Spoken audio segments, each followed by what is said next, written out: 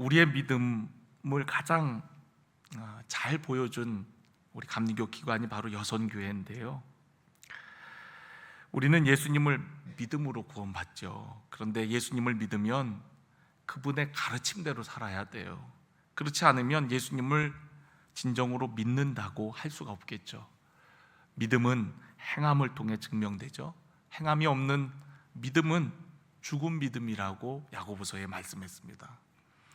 예수님의 가르침은 이웃사랑을 하면서 또한 그 사랑의 실천을 통해서 우리의 믿음을 나타내기를 원하셨어요. 그래서 오늘 여기 어떤 율법교사가 예수님께 와서 시험하여 묻게 되어지죠. 어떻게 해야 영생을 얻으리까? 근데 예수님께서는 그에게 다시 질문을 해요. 율법에 무엇이라 기록되었고 네가 어떻게 읽느냐고 묻습니다.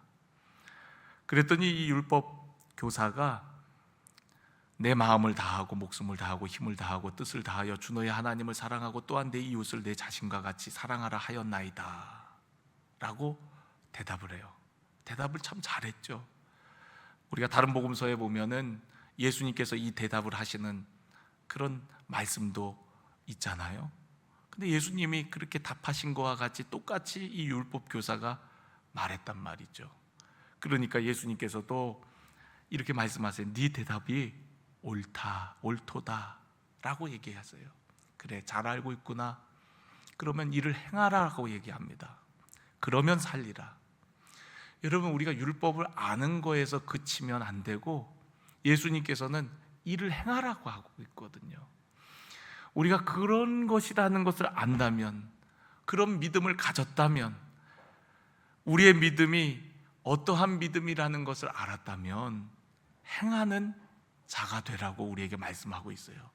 행하라, 그러면 살리라 라고 말씀하고 있어요. 여러분, 37절에도 선한 사마리아인에 대한 이야기를 하면서 가서 너도 이와 같이 하라.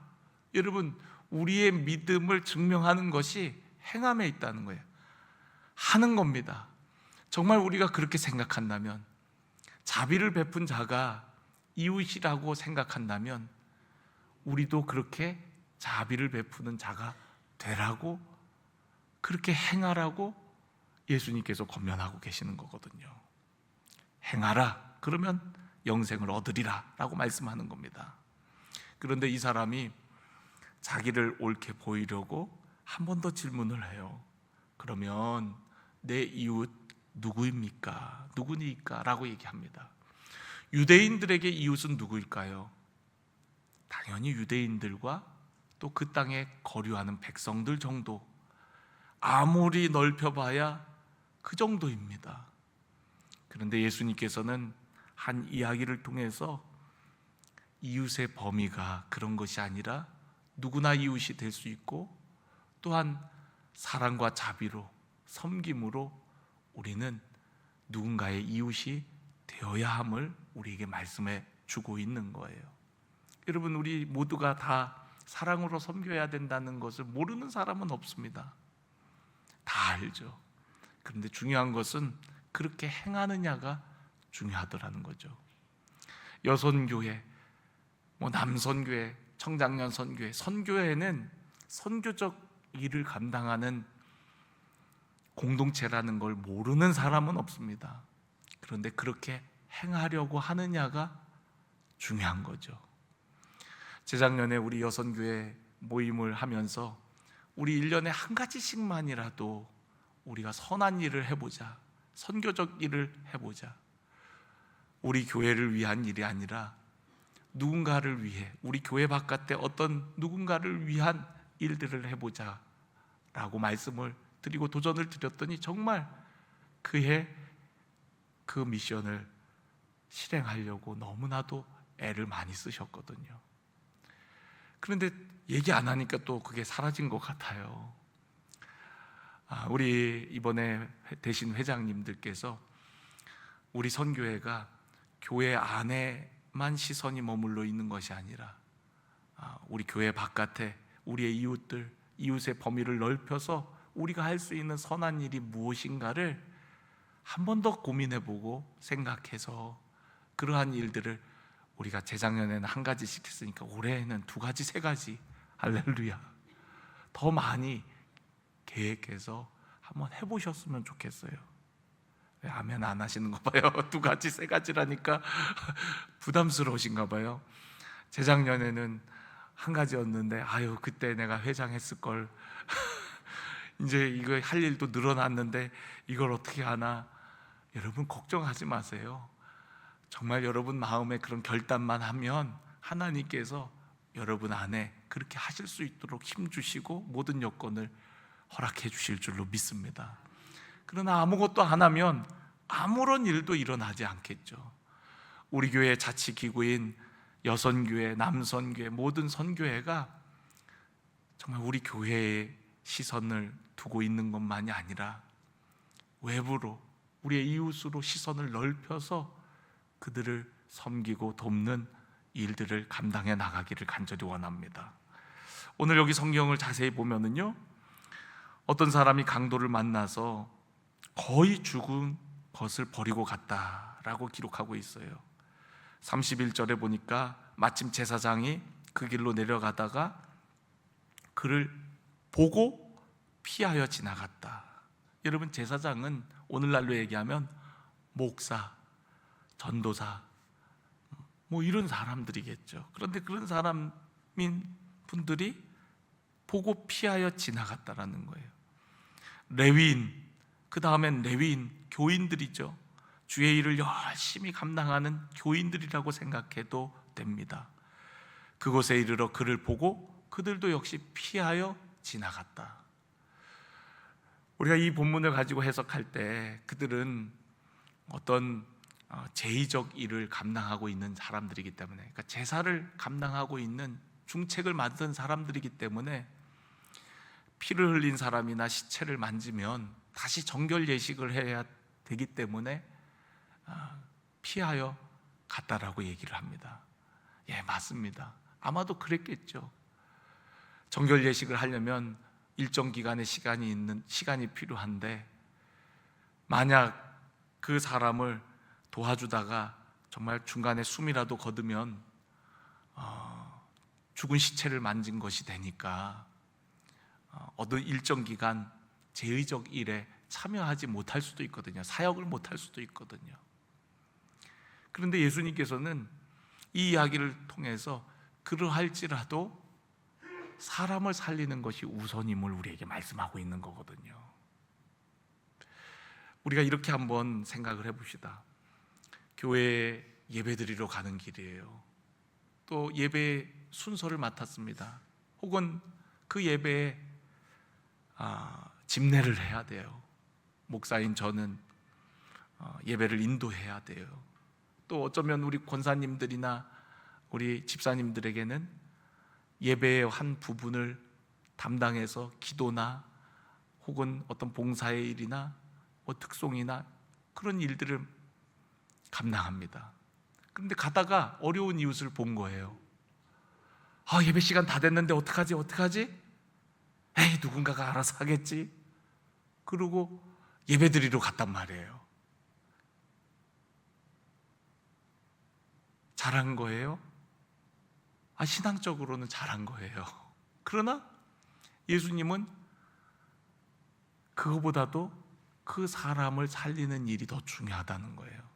왜냐하면 종교는, 우리가 가진 믿음은 사람을 살리는 일이기 때문에 그래요. 여러분, 교회가 뭡니까? 주님의 몸이라 그랬잖아요. 주님이 이 땅에 오셔서 하신 일이 뭡니까? 한마디로 회복의 사역이에요. 사람을 회복시키고 살리는 사역을 한 것이 예수님의 사역이거든요. 그러면 예수님의 몸된 교회가 하는 일이 뭡니까? 생명을 나누어주고 사람을 살리는 일, 이 일 하라고 주님의 몸된 교회가 세워졌는데, 사람을 살리는 일보다 더 시급하고 중요한 일이 어디 있겠냐는 거죠. 어떤 종교적 행위보다도 우리가 예배를 드리는 거 무엇보다도 소중한 일이긴 하지만 사람을 살리는 일, 우선은 그 사람을 살려놓고 보는 것, 이것이 더 중요함을 우리에게 말씀하는 거예요. 우리는 예배가 중요하다는 거 알아요. 맡겨진 사명이 중요하다는 거 압니다. 그런데 여러분, 사람을 살리고 봐야죠. 사람을 살리는 것이 교회의 본질적 사명이기 때문에. 그런데 정말 중요한 사람을 살리는 일에는 우리가 외면하고, 또 우리의 종교적 전통들이 사람을 살리는 일들을 하는 것을 부담스러워하고 꺼려 한다면 그것은 잘못된 우리 신앙의 모습이라는 겁니다. 우선은 사람을 살리는 거죠. 그리고 우리가 할 수 있는 사역과 봉사는 그 다음 일이라는 거예요. 그러니까 우리가 사람을 살리는 일을 외면하고 하는 모든 종교적 일들은 어쩌면 종교적 형식에 빠져 있는 신앙과 같다라는 겁니다. 저는 오늘 여러분들이 영혼을 살리고 사람을 살리는 그 일에 무엇보다도 여러분의 관심과 또 마음이, 또 열정이 가 있기를 주님의 이름으로 간절히 축원합니다. 이 제사장과 레위인은 보고 지나갔지만, 여러분, 이 사마리아인은 유대인들이 격렬하는 사람들 아닙니까? 그런데 그런 자들을 외면하지 않고, 사마리아인이 오히려 피 흘려 쓰러져 있는 사람을 외면하지 않고 불쌍히 여겨서 가까이 가서, 그리고 싸매어주고, 그리고 돌보아주고, 비용이 더 들면 갚아주리라 라고까지 얘기를 합니다. 그러니까 끝까지 책임지는 거예요. 한 사람을 끝까지 돌보아주고 책임져주는 그런 모습을 보게 되어집니다. 여러분, 우리의 사역도 그랬으면 좋겠어요. 누군가를 섬기다가 그 섬김의 일이 몇 번 했으니까 이제 이만큼 했으면 됐다가 아니라, 우리가 그 일을 지속적으로 계속해서 선한 일을 할 때에 그 일에 열매가 있는 줄로 믿습니다. 우리 여선교회도 정말 우리 지역을 섬기는 일에 관심을 갖고 우리의 이웃들을 어떻게 섬길까, 어떻게 감동할까, 우리가 그런 섬김의 일들을 많이 찾아봤으면 좋겠어요. 어느 동네에 교회가 개척된다고 하니까 마을 사람들이 결사반대를 합니다.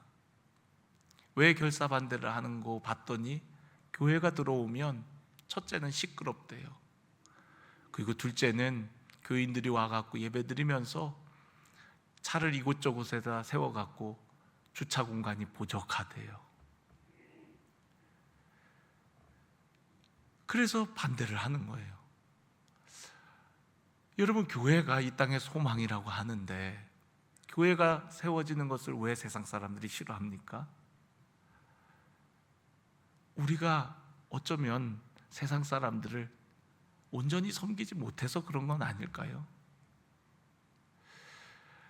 만약 우리 주변에 있는 마을에 있는 사람들이 교회를 싫어하고 조롱하고 욕한다면, 여러분, 우리 어떻게 해야 될까요?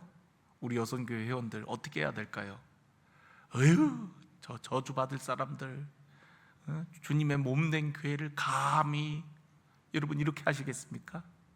어떻게 하시겠어요? 더 사랑으로 돌보고 섬겨야 되겠죠. 몰라서 그러는 걸 어떡하겠어요? 교회가 주님의 몸된 공동체라는 걸 모르고, 또 하나님께서 역사하시고 함께 하시는 곳이라는 걸 모르니까, 그러니까 그런 사람들, 모르는 사람들 어떻게 해야 되겠습니까? 우리가 가고 알려주고 섬기고 사랑을 베풀고, 그런 사람들일수록 우리가 다가가야 되지 않을까요? 예수님은 세리와 죄인들의 친구라 그러셨어요. 그런 별명이 있었어요. 예수님이 그들과 함께 먹고 같이 교제를 나누니까 사람들이 예수님을 뒤에서 욕합니다. 수군거려요. 어떻게 죄인들과 함께 저러고 다니냐고. 그때 예수님께서 그들에게 뭐라고 말씀하십니까? 건강한 자에게는 의사가 쓸데없고 병든 자라에게야 쓸데있느니라. 내가 의인을 부르러 온 것이 아니라 죄인을 불러 회개시키러 왔다라고 말씀하셨어요. 또한 다른 본문에는 인자가 온 것은 잃어버린 자를 찾아 구원하려 함이리라 라고 말씀하세요. 삭개오의 집에 들어갔을 때 사람들이 수군거리니까 그렇게 말씀하십니다. 여러분, 예수님은요 사람을 가르지 않았어요. 저 사람이 어떤 사람이든 그냥 그 사람을 사랑하고, 또 그가 세리이든 뭐든 그들과 함께 교제하고 다가가 보이지 않는 경계를 허무는 사랑으로 그들을 대하셨습니다.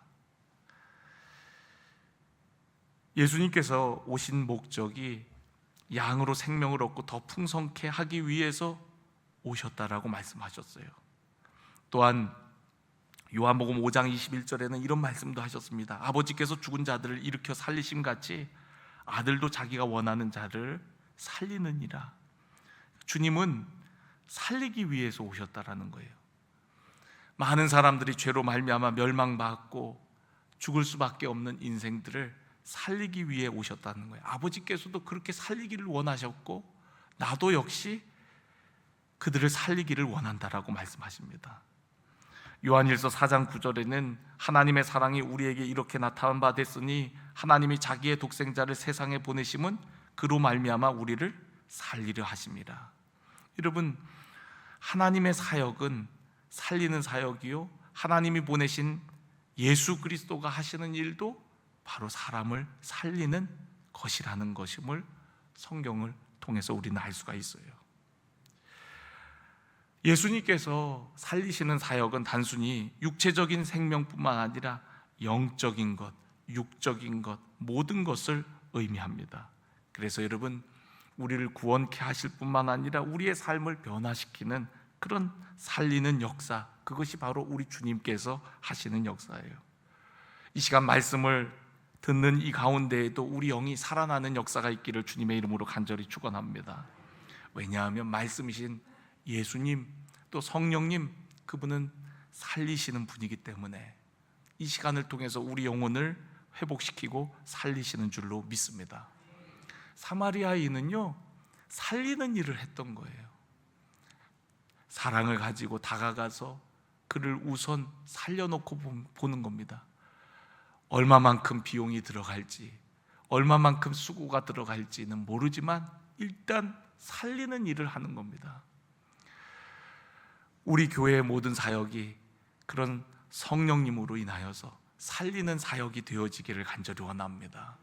사람을 온전케 하고 그의 가정을 온전케 하고 온전케 된 그 사람을 통해서 우리 지역과 마을이 살아나는 역사가 있기를 간절히 원합니다. 우리 여선교회 회원들이 살리는 일을 통하여서 우리 공동체가 살아나고 살리는 사역들이 왕성해져서 그 사역의 역사가 우리 교회를 넘어 우리 지역과 또한 열방으로 흘러가는 놀라운 일들이 되어지기를 간절히 원합니다. 그래서 여러분, 올해는 우리 살리는 일을 하자라는 마음을 가지셨으면 좋겠어요. 그래서 제가 여선교회 올해 총회 모이실 때 무슨 말씀 드렸죠? 우리 여성들은 주로 뭘 하세요? 집에서 뭘 하신다 그랬죠? 살림을 한다 그랬잖아요. 살림이 뭐예요? 살리다의 줄임말이 살림입니다. 여성들이 하는 일이 살림, 그 살림이 살리는 일을 하는 거거든요. 가족들을 살리고 가정을 살리고 어쨌든 살리는 일을 하는 거거든요. 근데 살리는 일의 가장 첫 번째가 뭐냐면 뭐예요? 한자, 말입니다. 말. 그래서 우리가 말은 송이꿀과 같고 좋은 말은 송이꿀과 같고 우리 마음의 양약과 같다. 우리가 잠언서 16장 24절의 말씀, 선한 말은 꿀송이 같고 마음에 달고 뼈에 양약이 되느니라. 그래서 여러분, 우리가 살리는 일을 하기를 원한다면 먼저 우리의 입술이 달라져야 돼요. 격려와 축복, 그리고 인정하고 칭찬하는 말, 그러면 사람이 살아나요. 살아납니다. 여러분, 멀쩡한 청년에게 맨날 넌 안 돼, 너 같은 놈이 뭘 해, 계속 얘기해 보세요. 그러면 될까요? 될 일도 안 됩니다. 그러니까 여러분, 우리가 살리는 일을 하는 첫 번째는 뭐냐면 말입니다. 말을 잘해야 돼요. 살리는 말을 하는 겁니다. 우리 안에 성령이 임하면은 우리의 언어가 먼저 바뀌거든요. 초대교회에 성령이 임하고 나서 그들이 새방언을 하잖아요. 그 언어의 변화가 있다는 겁니다. 그러니까 성령이 임하면 우리의 입술이 살리는 입술이 됩니다. 복음 전하는 입술이 되고요, 격려와 축복의 입술, 감사의 입술, 찬송의 입술이 되는 거거든요. 그래서 말로 사람을 살리는 거예요. 아유, 우리 회장님 얼마나 힘드세요, 힘내세요. 뭐 도와주는 거 하나도 없지만 그 한마디가 회장님으로 하여금 힘이 나도록 하는 거거든요. 아유, 우리 아무개 집사님 참 열심히 했는데 너무 고마워요. 감사의 언어. 그 한마디 한마디가 누군가를 살리기도 하고 공동체를 무너뜨리기도 하고 누군가를 힘이 나게 하기도 하고 누군가 하려고 했던 것도 기운이 다 빠지게 만들기도 하고 할 의욕이 생기게도 하고 때려치고 싶게도 하고. 그러니까 여러분, 우리의 입술이 어떻게 쓰임받기를 원하세요? 살리는 말을 해야 됩니다. 안 될 것 같아도 우리 함께 기도합시다. 주님이 도와주시면 됩니다. 갈렙과 여호수아처럼 하나님이 기뻐하시면 우리가 저 땅을 차지할 수 있습니다. 살리는 말을 하는 겁니다. 그런데 어떤 사람들은 죽이는 말을 하는 거예요. 우리는 스스로 보기에도 메뚜기 같습니다. 우리 아무것도 할 수 없습니다. 우리는 안 됩니다. 못합니다. 계속 못하는 거예요. 그러나 안 될 것 같은 상황 속에서도 우리 해봅시다. 회장님 제가 도와볼게요. 한번 해봅시다. 힘들고 어렵지만 우리 그래도 지금까지 힘 합쳐서 못한 일이 뭐가 있습니까? 해봅시다. 그러면은 힘을 얻고 되지만 저는 안 돼요. 저 시간이 없어요. 저 힘들어요. 이거 예전에도 했었는데 또 해야 되나요? 이러면서 이렇게 하면은 안 되는 거예요. 그러니까 여러분, 말이 중요합니다. 선한 말은 양약과 같아요. 그래서 여러분, 나쁜 말은 우리 뼈를 상하게 한다는 거예요. 그래서 여러분, 우리의 입술이 긍정의 입술, 감사의 입술, 찬송의 입술, 격려와 축복의 입술이 되기를 간절히 원합니다. 또 하나는요, 우리가 살리기 위해서는요, 오늘 이 사마리아 사람이 어떻게 했어요? 보고 불쌍히 여겼어요. 못 본 척하고 보고 지나간 게 아니라 보고 불쌍히 여겨서 다가갔습니다. 여러분, 우리가 살리는 거는요, 못 본 척하면 못 살려요. 카톡방에 어느 날 모여서 우리 이거 하겠습니다 봤는데 못 본 척하고 그러면 안 됩니다. 모이라 그러면 모여야 되고 한다 그러면 같이 해야 됩니다. 그렇죠? 내가 너무 말씀을 실제적으로 얘기해갖고 여러분 불편하세요? 여러분, 보고 못 본 척하면 안 되거든요. 봤으면 보이세요. 그리고 부정적인 말은 거기다 달면 돼요, 안 돼요? 안 돼요. 전 못 가요. 그거 하면 안 돼. 못 가더라도 그런 거는 지혜롭게 어떻게 해야 돼요? 개인톡으로 회장님 제가 이만저만 저만 해갖고 그래서 못 가는데 어떡하죠? 제가 못 가는 대신에 저한테 뭐 시키실 일 없나요? 이렇게 말하면 얼마나 기분이 좋아요. 아무개 회장님은 못 오시는구나, 아무개 누구는 못 오시는구나 다 알고 미리 이렇게 마음에 가짐을 하잖아요. 그런데 대꾸도 없고 또 거기다가 첫 번째로 부정적인 말 확 올려버리고 이거 왜 해요? 그러면서 이렇게 하면은 보고도 그렇게 하면은 안 되는 거거든요. 봤으면 다가가는 거예요. 참여하는 거예요. 여러분, 이번에 회장님 되셨으니까 참여할 의무와 책임이 있습니다. 또 우리 회원들도 마찬가지고요. 그러니까 우리가 어떤 일을 할 때 누가 앞장서서 하던 잘 도와주세요. 보고 못 본 채 하지 마세요. 가서 손 거들고 같이 해주는 겁니다. 그래야 우리는 살리는 일을 할 수 있어요. 그래야 많은 사람들을 살릴 수가 있습니다. 이분들이 자기 일을 위해서 그렇게 하는 겁니까? 하나님 일을 위해서 하는 거잖아요. 하나님이 하시는 일, 저분을 통해서 역사하시는데 우리가 다 같이 동참해서 그 살리는 일을 해야 되겠다, 그런 마음으로 해야 됩니다. 그리고 오늘 여기 보니까 돌보아 주었을 뿐만 아니라 비용이 더 들면 내가 돌아올 때 갚으리라 라고 얘기했어요. 여러분, 어떻게 선한 일을 할 수 있냐면 비용이 더 들면 그것을 내가 감당하겠다라는 그런 마음으로 나아가는 겁니다. 아무도 감당하려고 안 하면 부담스러워 갖고 선한 일들이 이루어지질 않습니다. 제가 감당하죠, 제가 하겠습니다, 제가 감당하겠습니다, 이런 자들이 많을수록 선한 일들은 힘있게 펼쳐지게 되어지지만, 어떤 일들이 더 확장되어야 할 때에 아무도 나서지 않을 때, 아무도 그것을 감당하려고 하지 않을 때 선한 일은 이루어지지가 않는다는 거예요. 우리 지역에, 우리 반석교회가 그러한 일들을 감당하는 데 앞장서는 교회가 되기를 원합니다. 그럼 하나님께서 우리 교회를 복 주시지 않겠어요? 아무도 안 하려고 할 때, 이번에도 이 조찬기 교회를 하는 걸 너무나도 다들 부담스러워하는 거예요. 조찬 기도회, 아침 찬을 준비해야 되거든요.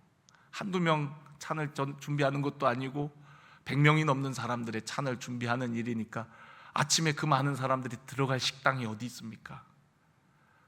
그리고 옛날에는, 과거에는 호텔에서 했다 그러더라고요.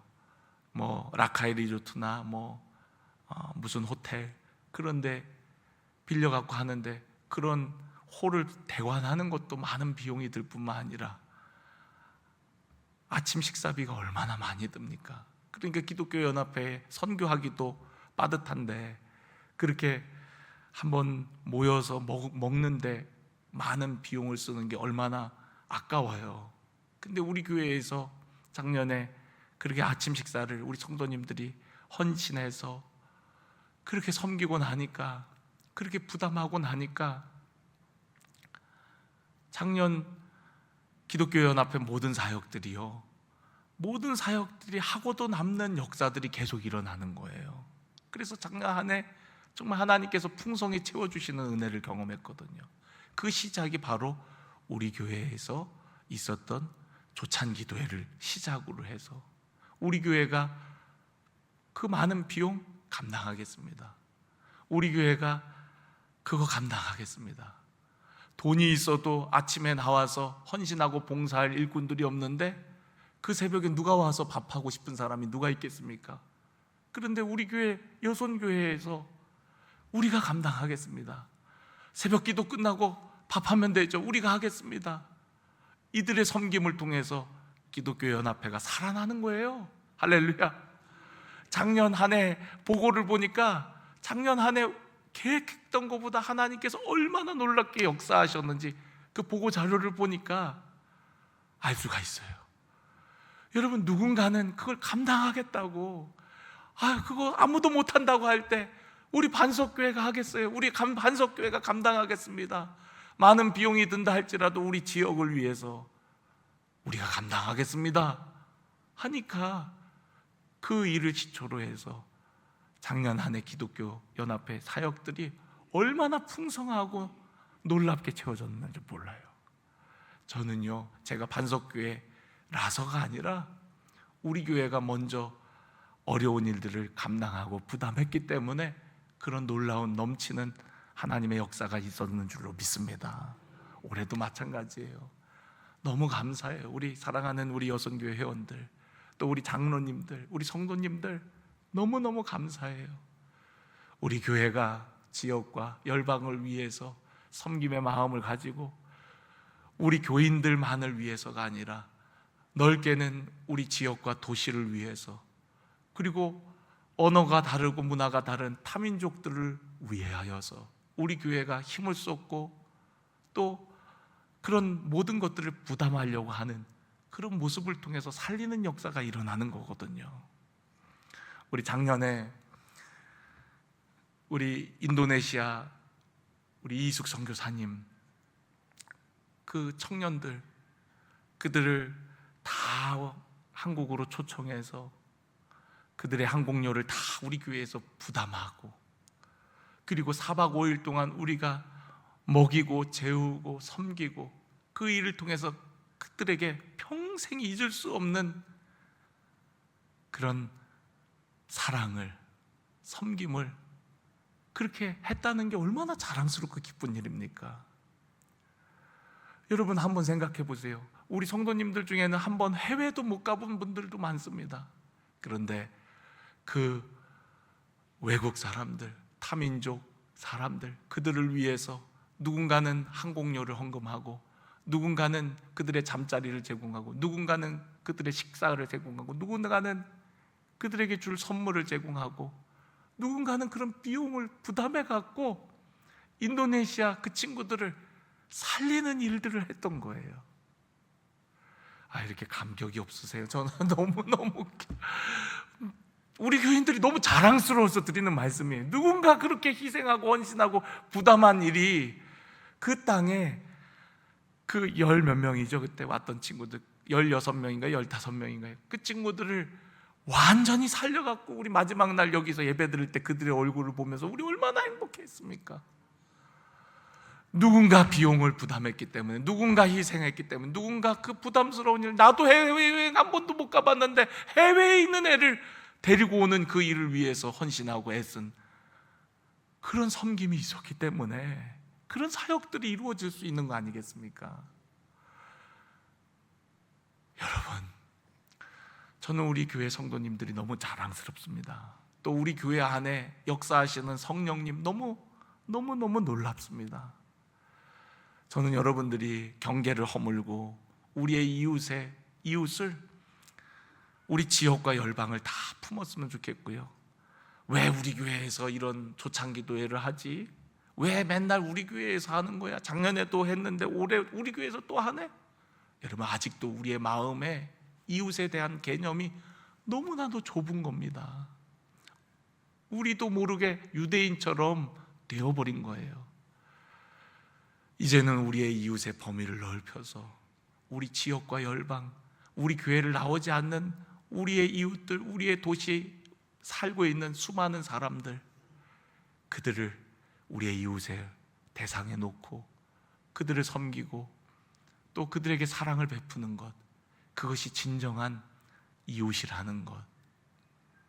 그렇게 행하는 것, 말뿐인 구제와 사랑이 아니라, 선교가 아니라 진정 우리가 행함을 통하여서 그런 선한 일들이 계속해서 우리 안에 이루어지는 것, 그것이 우리 여선교회를 통해서, 우리 교회 공동체를 통하여서 계속해서 그러한 행함이 있어지기를 주님의 이름으로 간절히 축원합니다.